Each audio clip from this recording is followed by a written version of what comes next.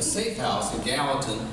One of our new members, Jan Landers, is working there right now, and she asked if Danny could come in and just talk a little bit about what this house is, the location of it, and just give us a little information on it. So that's what we're going to do. Hope everybody enjoyed the meal. Danny, I'm going to turn it over to you. Thank you so much for agreeing to be here tonight and tell us about Safe House. No problem. All right? No problem. H-A-D-E-R. H-A-D-E-R. Not hater. Like No, I'm not a hater. I'm not a hater. Yeah, no problem.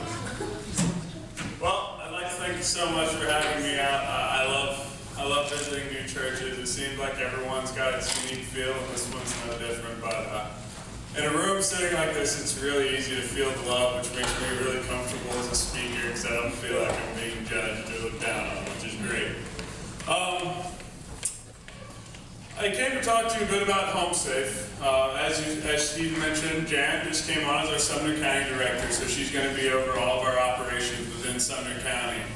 I personally am the Youth Outreach Coordinator, so usually I'm used to talking to middle schoolers and high schoolers, which explains the hair and the ripped jeans and all that. So they usually don't set me loose to talk to adults. This is kind of a rarity, right? But before I get into what HomeSafe does, I just wanted to point out something that it really affects the things that drive me into doing work like this, working with young people that have domestic violence issues, have seen violence in their homes, have been victims of a sexual assault or an abusive dating relationship. As Christians, we have two very distinct worlds that we carry with us everywhere that we go. There's a world that we see on television, and we hear it on the radio, and we see it on our computers, and it comes in through our cell phones. It's a world filled with sex trafficking and drunk driving, a world filled with teenage pregnancies. And all these problems just attack us on a daily basis, but as believers, we know how this world should function, right? Where our homes should be safe, places to grow and nurture our young people, teach them key points in life that will never leave them: discipline, hard work, affirm self-worth, things like not turning to drugs or alcohol to solve your problems. A country, an idea where everybody that's fought and served for our country should be able to come home and find a job within the country that they serve. I think it's pretty simple to see that we can all agree that this world should be the world that we live in, but so often the only one that we can see is the one that's plagued with trouble, plagued with hurt, plagued with pain. And a lot of people ask me, how do you make the connection between the two? You know, it's great to stand up and to talk about, ending domestic violence. It's great to stand up and say, you know what, we're going to take a stand against our young people using drugs and alcohol. And it's great to stand up and say, we're going to put an end to human trafficking in this great country. But people always wonder, well, how do you really get that done? What is the connection between those two worlds?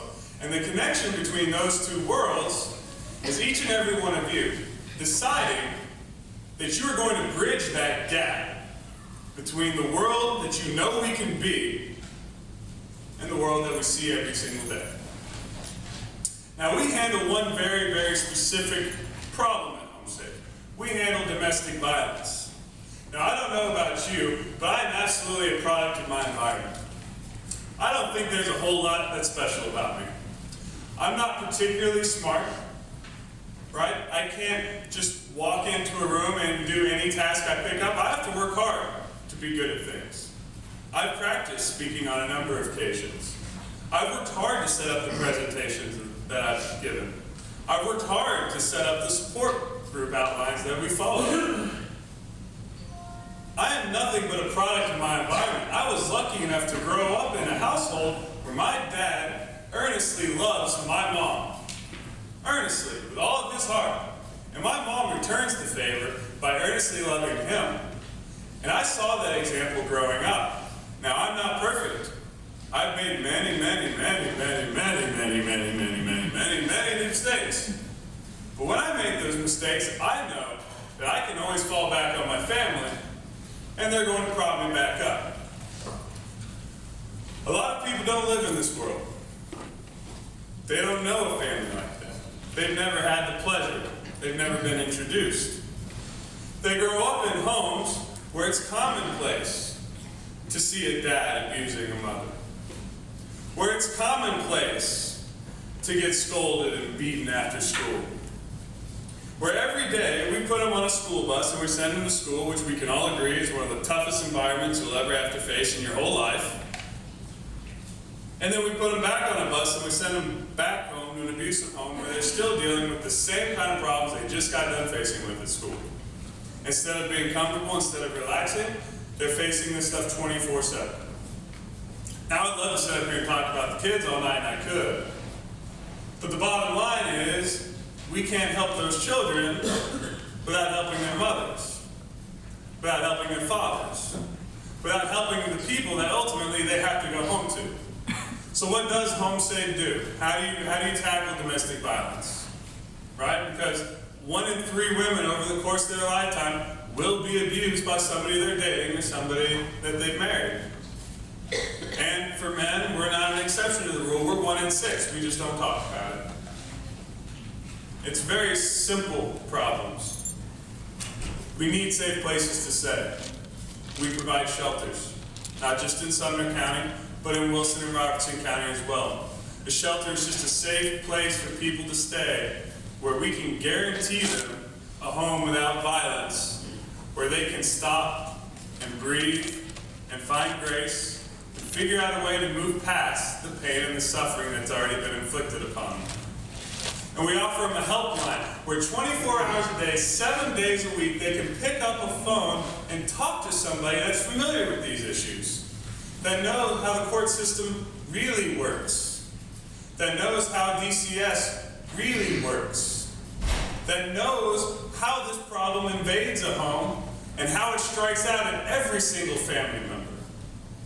When a woman or a man is being abused, that abuse is not confined to that woman or that man. That abuse spreads to that entire household, regardless of how you try to hide it. Regardless of the face you put on in public, those children are still affected. So at any given point, you can pick up a phone and you can call one of us, and we'll sit with you for as long as you need, and we'll talk you through this. On top of having the shelters and the helplines, we provide legal advocacy. Because 51% of the crimes committed in this county that aren't traffic related are domestic violence related. That number is scary high. I didn't believe it when I first saw it. I had to look it up online for myself before I finally agreed to that being the truth. 51% of non-traffic related crime in this county is domestic abuse. That's crazy high. So our legal advocates help out with things like order of protection. We help out with things like pursuing a domestic assault charge. Because when you've never had to go into a courtroom for something other than a traffic ticket, it's a really, really imposing place. There's a dress code they don't tell you about. They use words in court that you'll never have to use anywhere else in your entire life. There's procedures you're expected to know, even though you've never had to go through it yourself. So it's nice to have somebody that's familiar. Just like when you're visiting a church, it's nice to have somebody that's familiar to you alongside you to bring you in and welcome you into that home. It makes the transition that much easier. Same thing with a courtroom. It's nice to have somebody that's familiar with that environment to walk through this with you. And on top of the legal advocacy, we provide counseling. So let's face it, sometimes you just need time to talk. Sometimes the best thing we do as counselors is just be quiet and let people get stuff off their chest. I'm not a fountain of wisdom, but I have 2 ears and I know how to use them. And sometimes I actually manage to keep my mouth shut long enough to do somebody some good, so that's fantastic. We also provide things like material support. Because when people come in our shelter, it's generally not a planned move. They're not getting a U-Haul, filling it up with their stuff and coming over on Saturday. They're not sending out a Facebook saying, hey, I got pizza for everyone that comes and helps me move my stuff. No. The people that end up staying with us are generally leaving a home because something so terrifying has just happened, they realize that they need to get out of here now. I need to be gone now. So by the time they get into our hands, and they get into our program, and they get into our shelter, they need food, and they need clothes, and they need toiletries, and they need all these simple necessities that just get them back to ground zero. Not steps ahead, not bounds ahead, not even a hand up. Just leveling the playing field and getting them back to the point where they can begin to see beyond the abuse that they've had to suffer their entire life. On top of the counseling services that we offer, we do community education. Because quite simply, this is a problem that people don't like to talk about. It makes people uncomfortable. It really does. Because part of being human is understanding that we trust every individual to know what's best for their own family. And the way I grew up, I was always taught that everybody should know how to handle their own family. But unfortunately, some people do not know how to handle their own families. They do not know how to share the love. They don't have a relationship with God. They don't know the source of love, so they don't know how to pass that love on to the people that they live with. And it's a tragedy. And people grow up broken. And people grow up twisted. And people don't become the people that God intended them to be. Now, probably one of the most common questions we field in this, and Jen brought this up to me today, was, we're not technically a faith-based organization. We don't claim Christianity on any documentation that we turn in. Because unfortunately, not everybody who claims to be a believer is a true believer. There's a lot of hypocrites out there. There's a lot of people throwing around bad information. And some people have been hurt by this. But that doesn't mean that we can't share the love of God with them. What I was telling Jan earlier is I always leave as many open doors as possible to that conversation about God because I ache to have it. But I know that if I put on my paperwork that I'm a Christian organization, schools don't let me in. Government offices don't let me in. But if I can walk in wearing a cross, wearing a Christian t-shirt, wearing a wristband that proclaims my faith, and they open that door to my question, I can tell them 100%, I am who I am, and I can do the work I do because I believe in God. And I believe that Jesus Christ died for my sins. And I couldn't do this job without my three best friends.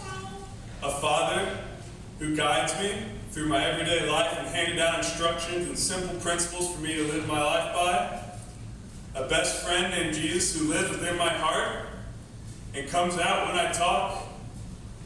And a Holy Spirit which guides my actions and opens doors that I thought would stay closed forever. I'm not ashamed of who I am. And I've been working with Jan for a week, and I can tell she's not either. So while we don't fly the Christian flag openly, believe me that God is very much involved in our work.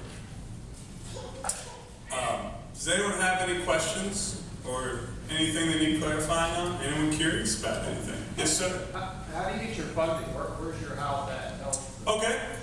We have three houses, actually. We have one in Wilson County, one in Robertson County, and one in Sumner County. Just like any good nonprofit, you always want to have at least three sources of income. We are funded by the Family Violence Services and Protection Act. We are funded by the Violence Against Women Act. We are funded by the Victims Against Crime Act. We get independent grants through the Cumberland Community Foundation. We get grants from Nextel. We've been helped out by the Predators Association in the past.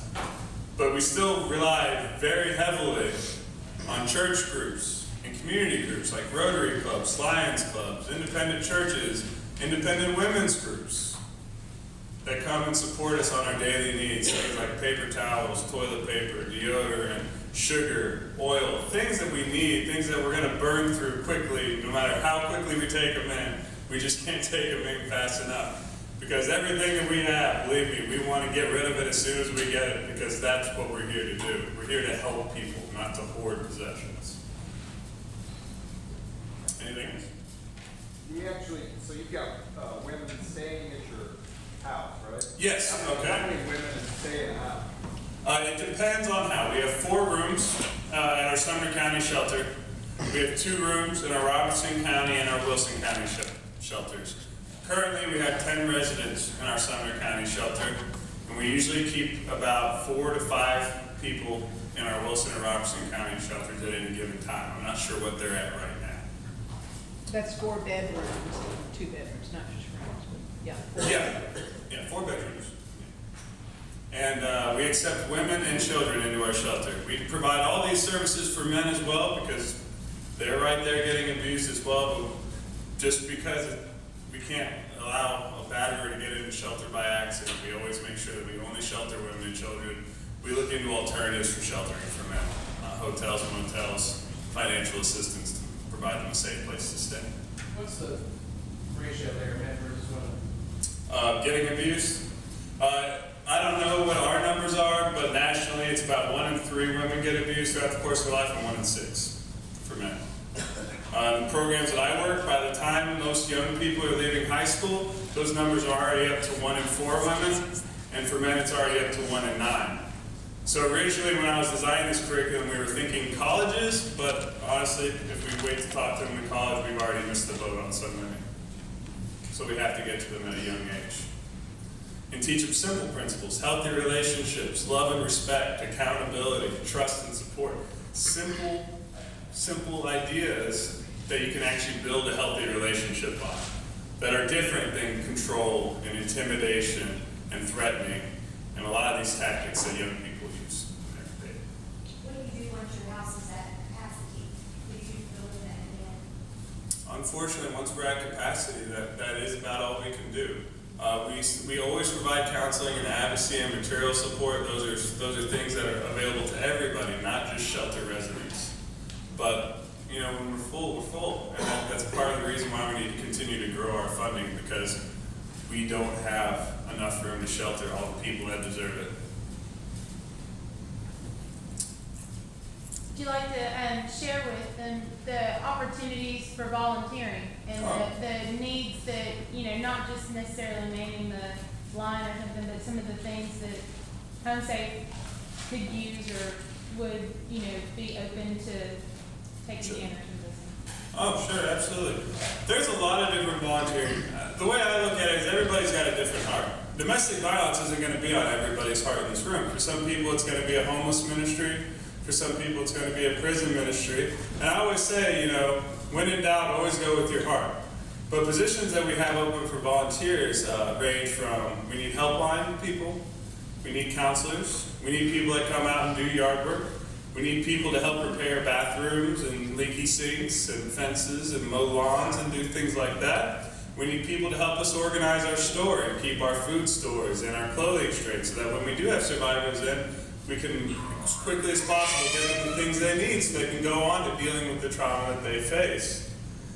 We also need people that are nice enough to put together Mother's Day cards and Mother's Day bags and come in and during Christmas and sponsor a family to make sure that those abused children still receive those gifts on the day that we're celebrating the birth of our Savior.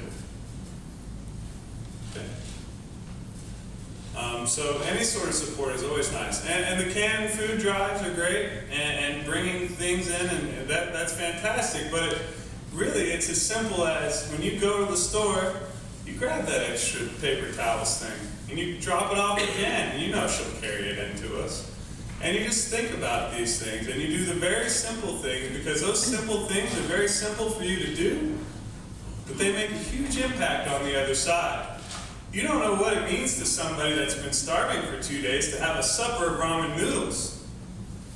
It means a lot to them, because without that, they're starving. Now, that's $2 to you to get 16 packs.